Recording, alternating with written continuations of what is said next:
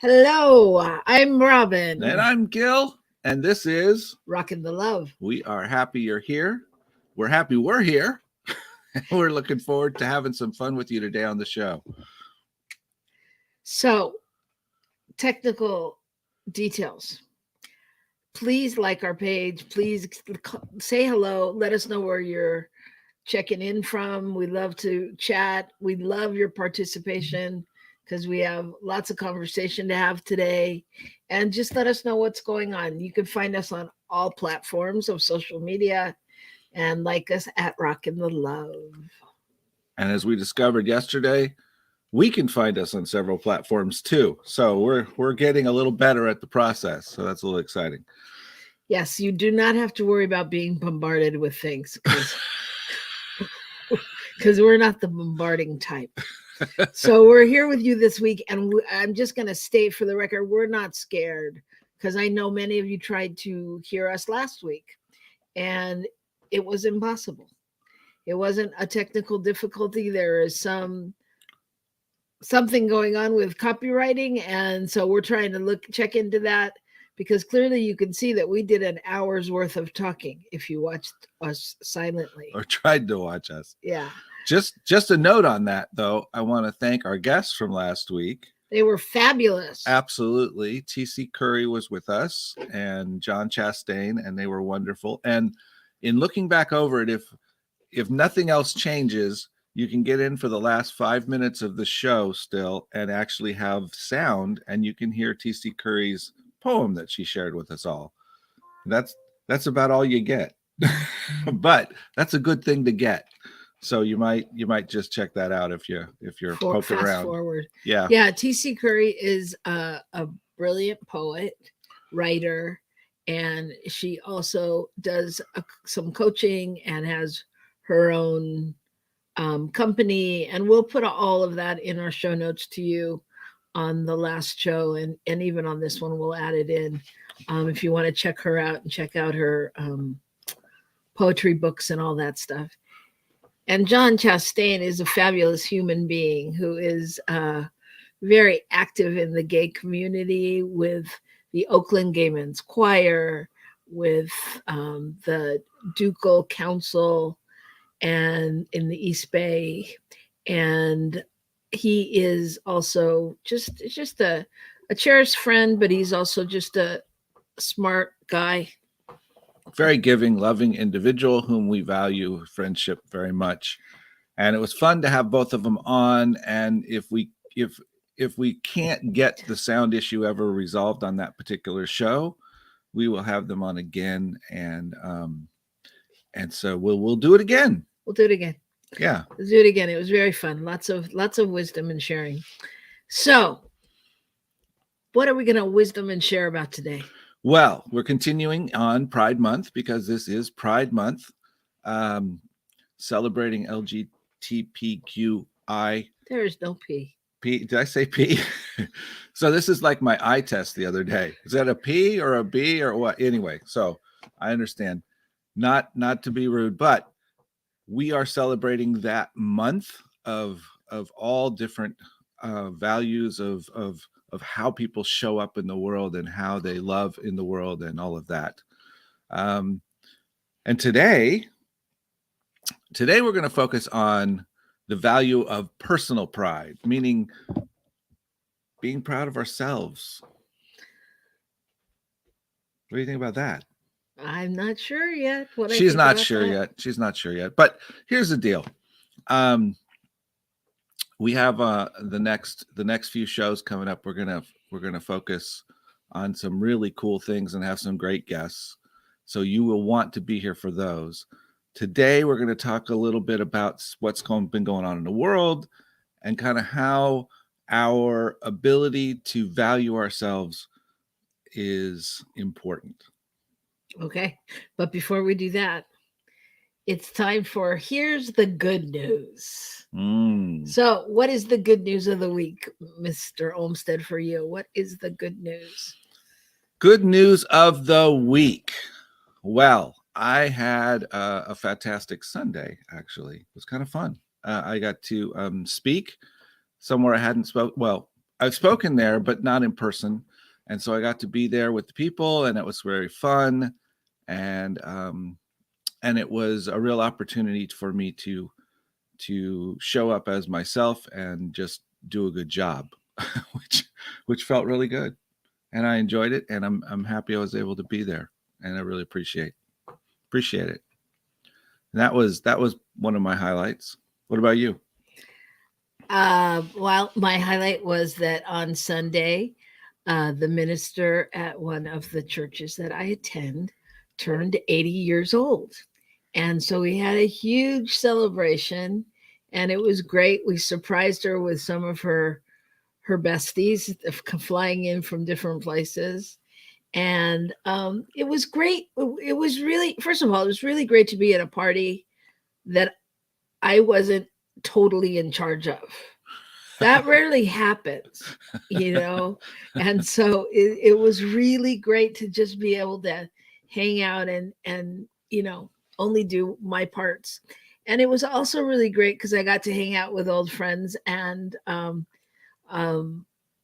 other people, our mentors, one of our mentors, and attended that you might know, Michael Bernard Beckwith, and it was just great to like I don't know, to have great conversation and quality time, with him, because the event wasn't about him and he wasn't busy doing that. He also got to relax and be with people, so it was super fun.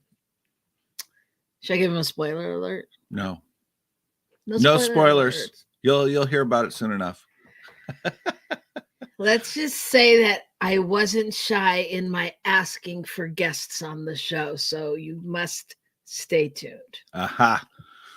Okay. To be revealed. To be or not to be. Ah. Okay, so that's some good news.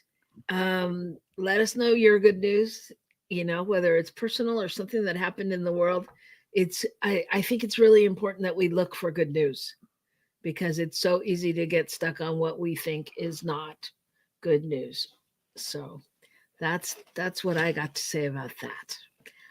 So So speaking of news, that's not necessarily good news. Um, what's been coming up for me the last while is the reality of the mass shootings going on. And I know we've mentioned them on here, but each of the last couple of weekends, there's been a headline afterwards that there were so many people killed and so many other people injured in X number of mass shootings, multiples over the weekend. And it's like, man. And in thinking about that, I was looking at some of the thoughts around that, and what people have found in terms of looking into it, and finding patterns and trends, and et cetera, et cetera. And I thought it was just interesting to talk a little bit about a couple of the things. So something that's been found, that there's 4 basic things that people have in common that end up perpetrating one of these things. And one of them is that they've experienced childhood trauma or some kind of domestic violence. And another one is they have a personal crisis or a grievance. And then they create this script about how their feelings are validated in the world, why they feel cheated, what's gone on. And then finally they have access to a firearm. And when I look at those things, I go, well, there's at least 2 or 3 of those that we can really help people with. okay. And first of all, obviously the very obvious one at the bottom of the list is firearms, and how do we keep them out of the hands of people that shouldn't have them. Mm-hmm. That's the first one. But all of us struggle with these issues that have happened to us in our lives. And when I was thinking about personal pride, I was thinking about the idea that often we're taught that pride is this bad thing. It's a high opinion of ourselves that's out of integrity with the world, if you will. We're trying to be better than others. Well, so I looked up a definition, and number 3 in the definition says a becoming or dignified sense of what is due to oneself or one's position or character, self-respect, self-esteem. So pride is about self-respect and self-esteem when it's in its essence. And I realized that in the midst of all this stuff that's going on, if we aren't taking care of ourselves and maintaining that self-respect and self-esteem, and also supporting that in others, then that's where we end up with people who feel so wronged and so hurt that they can't relate to other people. And so I think it's important for us to really talk about that for us. How do we get ourselves to maintain that so that we can be in relationship with others in a positive, creative, loving way? That's a lot. I think that's a really good question, and I think as you're saying it, I was wondering, can we? I mean, because it comes. I'm I'm assuming that it's handed down from generations. That it's not just like, okay, this changes here. Not that it can't be like that, but that there's more to it. That there's a generational thing that allows people to continue that behavior. Mm-hmm. Mm-hmm. Well, there's generational pain and anguish, obviously, that's there. And I think we have an obligation, any of us who are open to this expanding and spiritually growing, we have an obligation to look at where we need to heal that in our own families, etc., where we can begin to be that place where it stops and shifts. And we also have an obligation to reach out in love to others where perhaps the family can't provide the container for that self-respect and self-esteem that they need, and become available to participate in honoring others, and supporting them so that they can perhaps have enough of that to begin to be that person that breaks that pattern in their family. And I think if we just keep looking at it as these are problem people, then we're not going to solve anything. Does that make sense? It does make sense. It does make sense, but I feel like it goes like, I feel like there's so much to this. Oh, yeah. It's so complicated because I feel like it's also a question of what people see and what people write into it, and how we got here on some level. Like it's not only about looking at the shooter or the shooter's parents, or the mass murderer, or whatever it is the situation is we're talking about, but how us as a society have been interacting with these people, and I say these people not in a separate way, but just in identifying them as the ones that committed the crime. And we don't realize that there's so much pain and anguish in there. Mm-hmm. And I mean, a lot of people say, okay, so where is God in all of this? Where is Where is spirit? Why is this happening? How can God be present? If God is love, how can this be? Right? Yeah. And I mean, so, when I think about that question, I don't know what your answer is. The only thing I know is that it's well, actually, it's similar to your story about the one I love about the bike trip, the not the bike trip, the feeding, Yeah. working in Appalachia Service Project. Yeah. Appalachia Service Project. What I think Gil is told on here, but I'll tell it again. When he went, when he was younger, he took a group of kids to work in Appalachia on a service project, building houses and working on people's houses, adding roofs, insulating, painting. right, Yeah. doing warmer, safer, drier. Yeah, warmer, safer, drier. And when they came back, one of the kids had been bike riding or visiting a friend up in a very rural, poor area in California where we lived. And he said to Gil, "Hey, how come we went? How come we went?" He goes, "Have you ever been to this particular area? And why did we go all the way across the country to help people when there's people right here that need help?" And I said, "Well, did you ever notice the people here before?" And he said, "No." And I said, "That's why we went across the country, to help people. Because sometimes we have to take ourselves out of what's going on and immerse ourselves in something new in order to be able to really see." Right.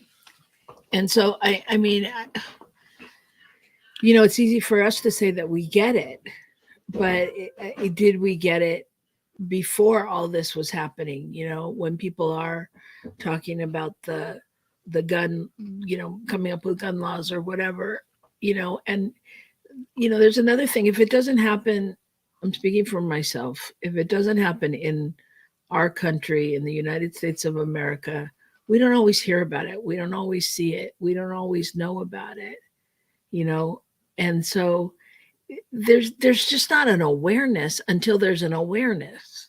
Well, I think part of what's happened recently, not unlike what happened with George Floyd, and realizing how uneven justice is meted out quite often. I think these things have come up, and sort of like going across the country, we have found ourselves immersed in them in a way we haven't been before. And so we're forced, and we also have the opportunity to really look deeper than, oh my God, that's terrible. I mean, yeah, okay, that's a great service response. Or, wow, we should really pray for those people. Great.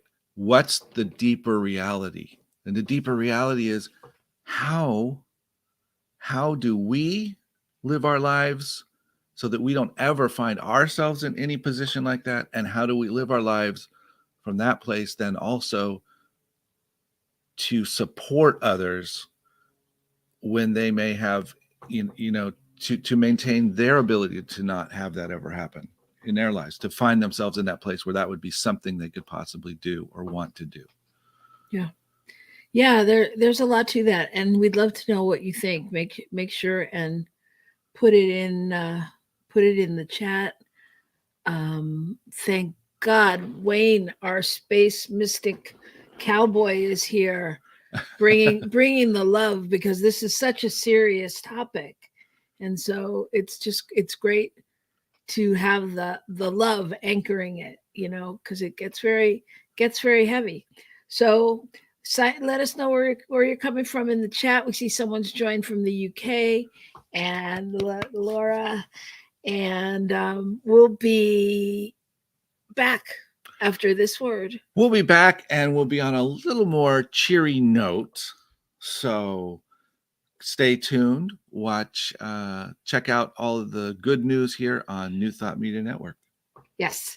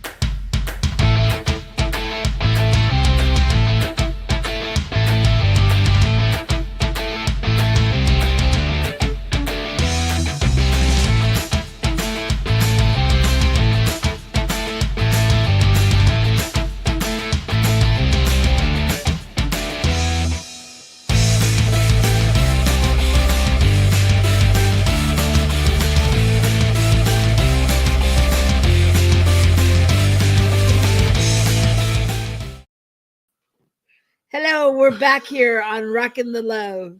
Yes, Yes, we are. I'm Robin. And I'm Gil. And today we're talking about We're talking about your inner pride, the value of personal pride. What is the value of honoring ourselves, of reminding ourselves of that?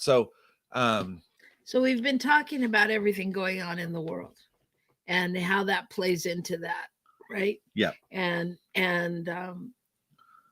yeah, I think it's just important to clear that piece by saying, so much of what's going on in the world really is the world breaking down old beliefs and old thoughts and things. There's so much that we never even heard about when we didn't have all this media, social media. Everybody's a reporter because they have a phone and can take a picture. And I mean, we can't escape the news now.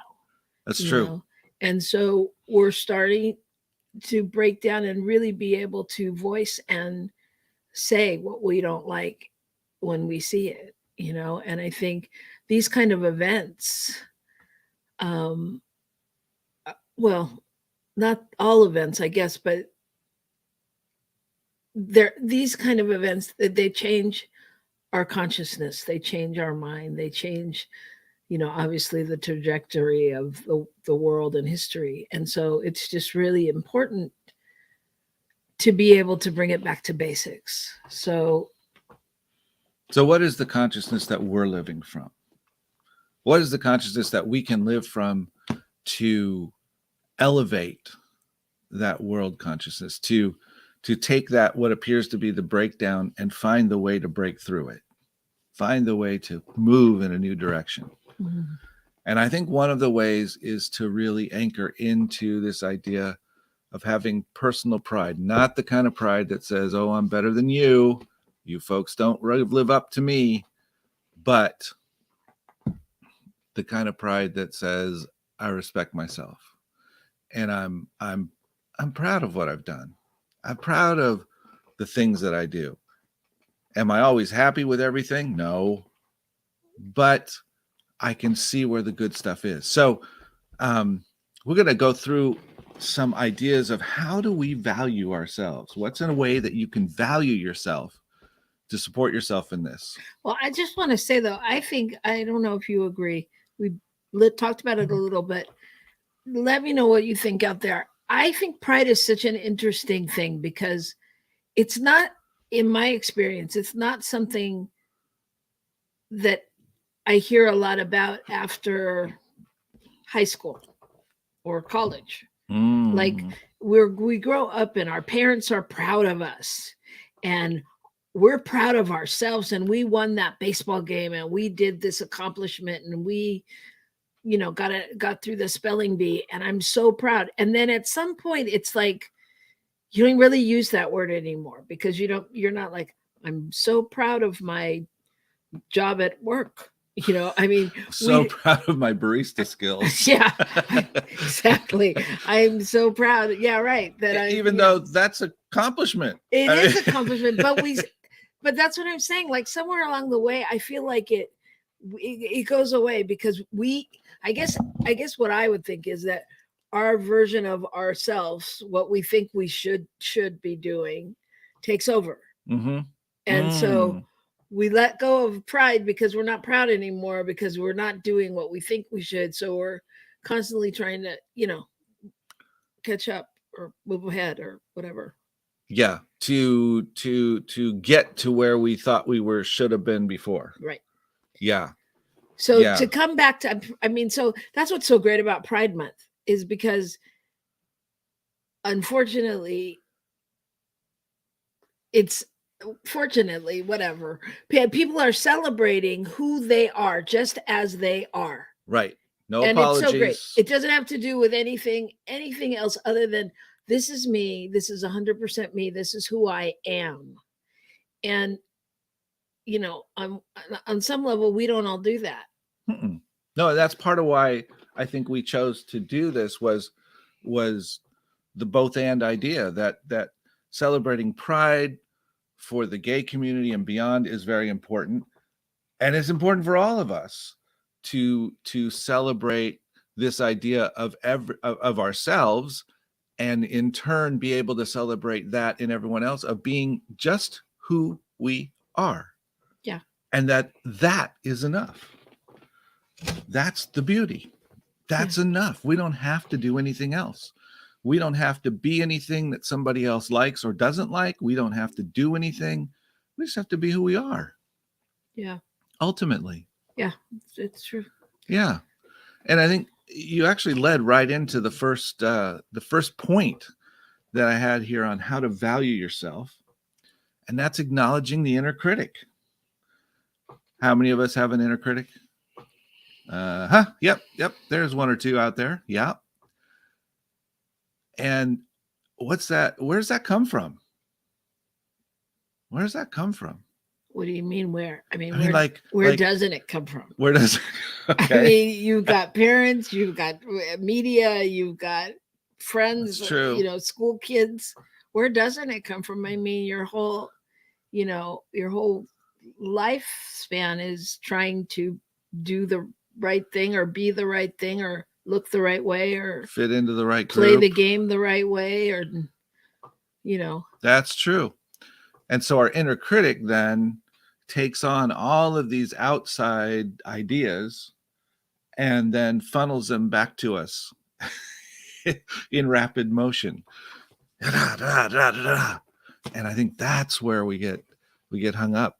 But we have to acknowledge that exists. If we don't acknowledge that inner critic is there, then we go along as if that's just a normal voice. That's just an okay voice.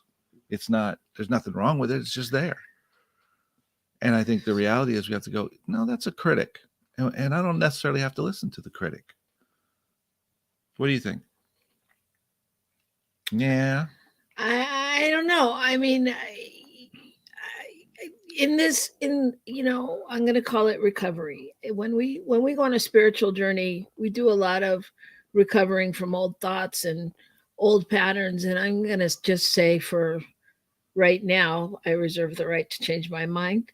But I'm not sure that we have to say, I mean, to allow, to acknowledge it and sanction it, the critic. I mean, we can, but what if we made it a co-partner? And what if when we heard the critic, it wasn't necessarily that we had to believe it, but that it was a place to examine and to decide whether it was true or not. Mm-hmm. Thank you for sharing. And then look at whether or not it has anything to do with what's what. Yeah. Yeah, that makes sense. I think that does make sense. And I think when I was saying that, for me anyway, it's not about acknowledging that there's this bad thing. It's just about acknowledging that it does exist, and not pretending that it doesn't. Mm-hmm. You want to read our comment? Social media has often distorted my idea of who I am, subconscious comparison with others. As I reduce social media, I get more grounded in me. And that's coming from Laura in the UK. Yeah, Laura, sometimes it's topper of the cosmic prayer. And just an aside, I will be on the cosmic prayer this Monday. Woohoo! On Laura's birthday. Woohoo! Nonetheless, party with us. Okay, 9 a.m. all of you Pacific timers, and other times everywhere else. So check it out. Okay, just the shameless plug. Okay, go on. So yes, we can feed our inner critic with a lot of stuff from the outside and continue to feed it. And I think that's part of what Laura was saying. Or we can start to limit its intake of food. And I think that'll help us, right? We limit its intake. And so it doesn't have as much stuff to throw at us. Well, or feed it healthier. And I always have a problem with like the ego and the critic and it being bad, because I don't think it's bad. I think it's there to inform you. And I think if you find the balance, I have an inner critic that tells me many times different things, when I'm like, I don't want to, I don't want to, leave me alone or whatever. But I think that there's a balance. I don't know. I just have a hard time making anything bad. Well, that kind of goes back around to the idea that there is no good or bad, Right. which you Yes. started me on 20 plus years ago. So I know that's been a common thread in your Thank you. understanding and belief system of the world. And it makes sense that really it's about what value we place on it. So if we acknowledge that there's this inner critic there, how do we allow it to support us and inform us rather than slow us down and stop us on our way to being things and doing things? Right. And Wayne says we're one with all. One with all. Absolutely. So that being said, how else can we value ourselves? You tell me. How about receiving a compliment? How about having ourselves actually receive when people come and say something to us, so or offer us something or whatever it is, but receive when other people value us? Do you ever have a problem with that? Struggle with that? I do. I did. Uh I do. I mean, I think I think that for me, receiving a compliment is a was a learned behavior. Mm. I think sometimes, it's funny because when I work with little kids and you give them a compliment, they're like, I know. And they keep going. And you're like, I'm like, wow, that's so cool that I mean, they don't even pay attention to it hardly. Like it just goes in. I think, as you get older, again, when you're in a relationship with your inner critic, you hear a compliment and you're like, oh, really? No, not really. You look good today. Really? I didn't brush my hair. I didn't da da da. I didn't la la la. I mean, we find ways to take ourselves out of the game, Mm-hmm. and that, so I think, you know, receiving a compliment is kind of like being on a spiritual journey. It's like you have to breathe and come back in. You have to anchor and really, be present to the moment, Mm. and so when Being people present. when someone gives me a compliment, I have to stop and breathe, because it's the love coming at me, and I'm like, I can give the love all day long. I can put it out, I can give it, I can, do all that. When someone says, wait a minute, you know, you did a great job, and I'm like, I have to take it in. Sometimes I believe it and I can take it in, and other times I don't. I mean, I believe it. I mean, I don't know. I take a little in and I take a little believing in it. But Perhaps it's that receive part. You don't necessarily receive as much of it as you could. yeah, it just doesn't always land in the same way. But That's interesting. I think I've gotten better at it, but I still really struggle with it, particularly like in our relationship, in a relationship that's close, like this. I'm okay with it from other people, but in my closest network, it's harder. I don't know if other people find that, and I think that's a growing edge to really receive those compliments when they show up. and I'll tell you, actually, a good example of someone who does compliments is the award-winning Laura Topper. Mm-hmm. Because if you've ever watched her show, The Cosmic Prayer, she is so complimentary of everyone that's there, and she's so in appreciation for all that they do. you know, and it shows through, and just the way people receive that and take that, and the way she chooses her guests. I mean, it's a very thoughtful process. It's a little terrifying to be on there on Monday because I can feel her loving me up already. Mm-hmm. Mm-hmm. And I'm not going to pick on Laura, but she was very, there was some sense that I sensed of reticence to receive that award when she received that award. Oh, still. Which is about receiving the compliment. And so we can be really good at putting them out there and still struggle a bit with ourselves, I think is my point. Yeah. You know, and I think one of the things we have to get to is receiving it ourselves. Yeah. Well, yeah, it's true, and that's an interesting. I'm sorry, really not picking on Laura, but it's a great example because so Laura won an award at the beginning of the year, but she doesn't like to display it, which is fine. But I mean, even that we were talking, Laura and I happened to be chatting at 5 this morning, and we were talking about that she didn't have her award in the Zoom frame with during a conversation, and it's like, why?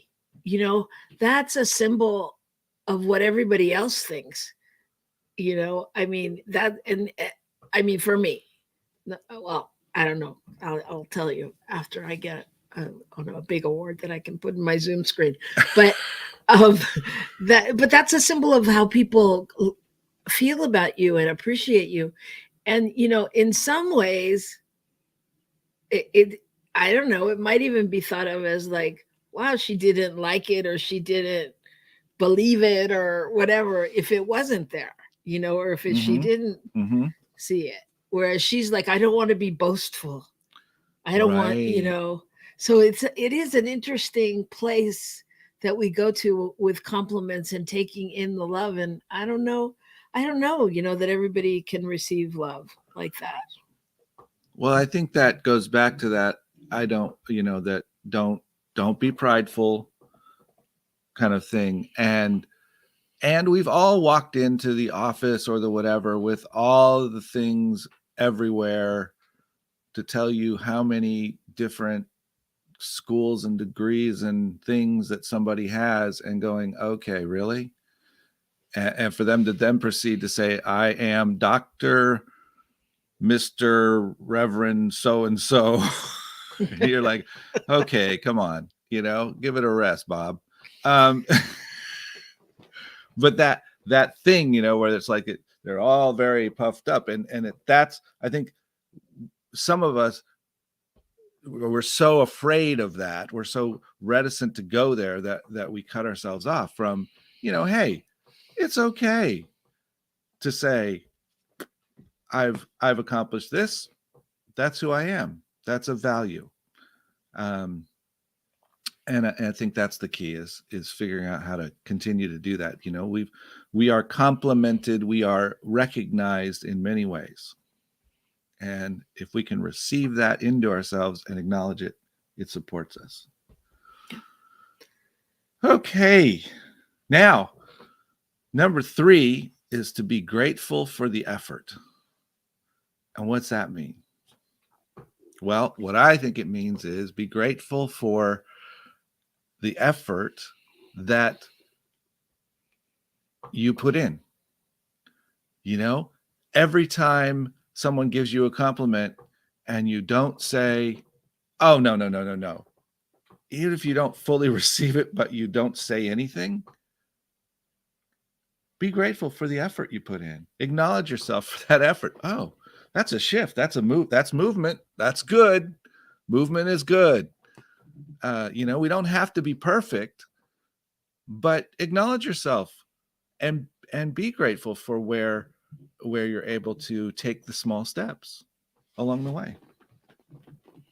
That sounds right. I mean, I think being grateful is really the first step to everything. Just being able to acknowledge, being able to hear it, and be grateful that whether you want to believe it's true or not, there's somebody that's telling you they believe it. It Mm-hmm. doesn't mean that you're going to win an award, or that it's the whole human race that's feeling like, like you're this or you're that. But I mean, it's really acknowledging, it's being in the moment and acknowledging who's right there. Mm-hmm. And right along those lines, forgive yourself often. I, frankly, have this opportunity on a regular basis to forgive myself for screwing up, for doing what I shouldn't have done, for missing the opportunity to really support someone else, for whatever it is, I have that same opportunity to to forgive you me for all that. Yeah. Yes, it's so beautiful the way this relationship works. No, but no, I think that's right. Yeah. I mean, and I don't think forgiveness has to mean that you did something horribly wrong to be forgiven. I think for me, forgiveness is mostly, well, if I go to the core root of it, actually, and with what we were just talking about, taking the compliment and all of that, I think sometimes I'm forgiving myself really for not acknowledging the divine in each and every person. Because if I was acknowledging the divine in you as you gave me a compliment, or as you, whatever, then I would be walking my talk, and, and really going, wait, So I think that it's more forgiveness for me is more of really forgetting who I am, and coming back in some ways. That's funny. Yeah. Why is that funny? I don't know. I think I was responding to something else on the screen, and I apologize. Okay. Do you forgive me? Our producer? Do you forgive me? Is our producer making funnies in the box? So forgive ourselves, and I guess forgive each other often, but forgive yourself.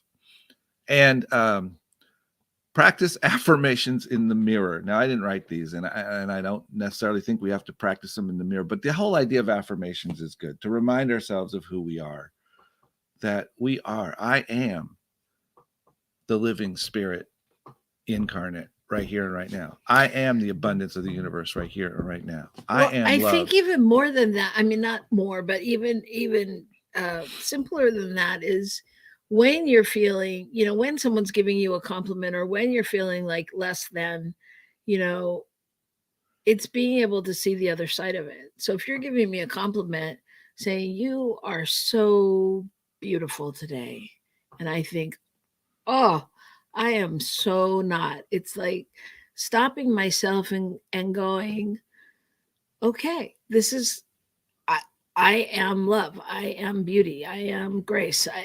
Someone sees the beauty in me, no matter what it looks like. It's not my opinion. Yep. Right? Yep. I think that's really good. Well, I think we're like up to close to the end of our show already, aren't we? Close. Do we want to take another break, or we're going to just continue on till the end? I think we should take another break. Okay. I think you should integrate some of these, get something to drink, and come back. We'll wrap it up. We'll give you some pointers about what's coming up next. Yes. And we'll continue our journey of loving ourselves and moving forward. So right here on New Thought Media Network.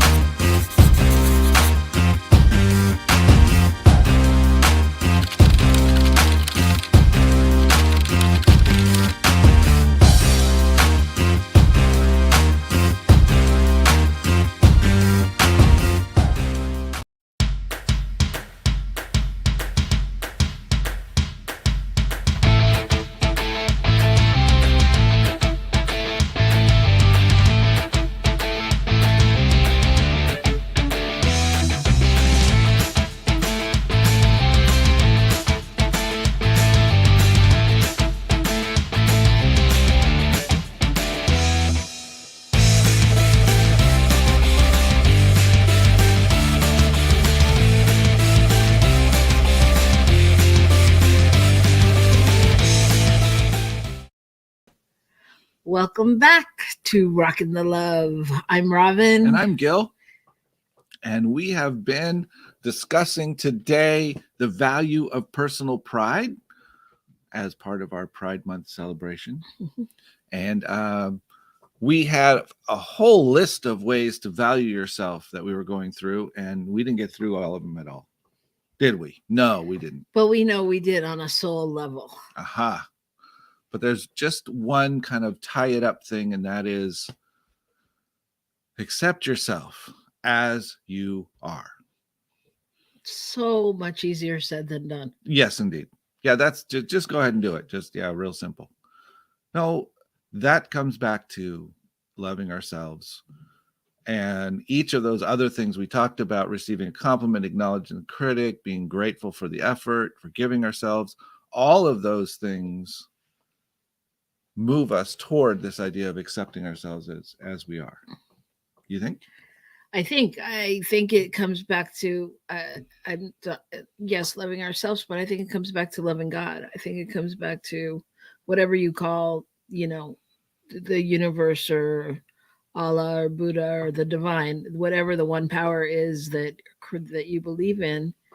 If you are one with that, then that's all about the love. And so it's a continual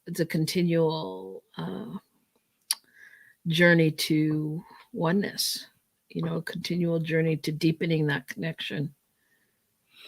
And that's what we're here for. I mean, that's what this show's about. It's about finding that place in all of your relationships, whether it's with, a loved one, a spouse, a coworker, yourself, primarily yourself, and all the different areas that we can really find where we find the discord. It's going back to the love to integrate it and keep it going. So accept yourself and don't settle for anything less. That's the most important thing, right? Mm-hmm. Mm-hmm. Okay. What else? What else do you want to say? Well, I don't really have anything else to say about that today. I want us to share a little bit about what's coming up in the next few weeks. Okay, next week. By us, I mean you. Next week we'll have Dr. Davina back, Dr. Davina Katulski, who wrote a book on why gay marriage matters, and she'll be talking about all of her feelings and thoughts and her activist work with the LGBTQI community. By the way, I think P is great. LGBTQIP. I decided that stands for perfect. Okay. Or pride. Or pride. Either one. Okay. And after that, we'll have Jeffrey Solomon, who is a artist, a performer, a writer, a gay man with gay youth activist. I would stretch that out and say human activist. He is an amazing creative and doing amazing work. He's also a gay dad and all kinds of things. So he will bring so much great information and ways that people can get involved in different things like that. And more important than all that, Jeff is incredibly funny. He's a great comedian, if you will. I've seen some of his works that he's written himself, and oh my gosh, the humor, because of the depth and insight of what he does, is just, it's wonderful. It's wonderful. So, and you've seen a lot of his gay shows. I mean, yeah. I mean, not. You know what I mean about. Well, you saw the one about him coming out. Yeah. And Santa Claus. Santa Claus is coming out, and yeah, a lot of great insight, and just he's so human and real, and just he's great. He's great. He'll be fun.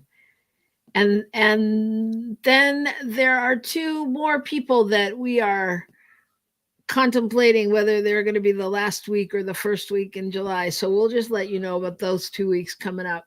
And yeah, it's going to be fun. It's going to be fun here. That's right. We're going to have some fun. We're going to have some interesting, deep stuff, and at the same time, some fun stuff. So come back, join us. We're here every Wednesday on Rockin' the Love. Robin and I have a goal, and that is to help all of us deepen our relationships. Yes. So we're here for you. We're here to hear what you are thinking and what you want. And we desire to have fun and go deep sometimes. And speaking of deep, I know that every week I say, I ask you to give money, I ask you to tithe, I ask you to go deep into your pockets. This is what made me think of that. And I just want you to know that that pitch comes from the heart, that it's truly, I get to this place and I'm just so grateful. I'm so grateful for this network. I'm so grateful for our listeners. I'm so grateful for our producer, for our friends that we've made along the way, and, for other co-hosts. I mean, other hosts like Bonnie, Morgan Gonzalez, and your doula for grief, and Michael Mangus with Fireside Chats, and Laura Topper with the Cosmic Prayer. I'm so grateful. And I can't go without saying Rev Robert Brzezinski for just having the vision and all of his shows and all that he does. But I'm just so grateful to be walking the journey with these conscious beings, and having people like Wayne and our viewers in Geneva and, all around the world join us, Kenya. And I'm just grateful. And I just really want the work to continue. So that's why I ask. That's why I make the ask. Because believe you, as my husband will tell you, asking for money is not my forte. But somehow when I get here to this moment, it's like it has built up in me so much that I'm like, come on, everybody, play along. Come with us, and I want to just make sure that everything keeps going and we keep doing this great work. So if you're moved at all by any of this and just want it to continue, please join us. And, by donating at ntmedia.org. And believe me, we're so grateful. We're really grateful. It's a great platform for many different people to be offering positive spiritual stuff. You can listen to radio and music on here, some great powerful music through New Thought Media, and great different personalities talking about their joys and triumphs and frustrations as a spiritual being, as a human being, and it's just all a great opportunity for us to support one another. So thanks so much. Yes, and as you do that, you are rocking the love in the world, and that's what we need. So keep doing that this week, everybody. Rock the love. Bye. Rocking the love, everybody.